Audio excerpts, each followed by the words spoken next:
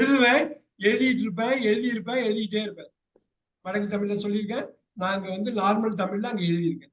All right, will go here. நான் முக்கியமான ஏரியாவுக்கு வந்திருக்கோம்.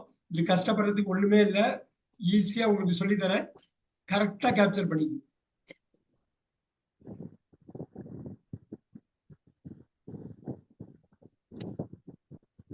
All right, I will go here.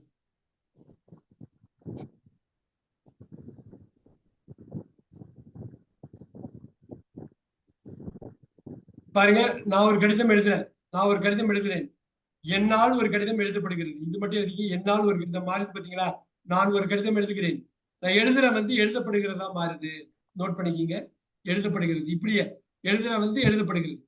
புரியுதுங்களா? பாசிவ் வாய்ஸ்ல செயற்பாட்டு வினை தமிழ்ல படிச்சிருக்கோம்ல, அவ்வளவுதான். இங்கிலீஷ்ல ரைட்டிங்காக இதை யூஸ் பண்ணுவாங்க. பேப்பர்காரங்க, நியூஸ் பேப்பர்காரங்க, நியூஸ் சேனல்காரங்க இதை பயன்படுத்துவாங்க.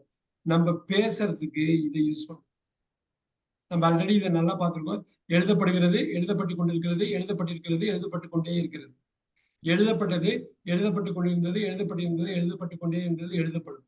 எழுதப்பட்டு கொண்டிருக்கும், எழுதப்பட்டிருக்கும், எழுதப்பட்டு கொண்டே இருக்கும். இது இது ஒண்ணும் இல்ல, பயப்படுறதுக்கு ஒண்ணுமே இல்லை. இத வேற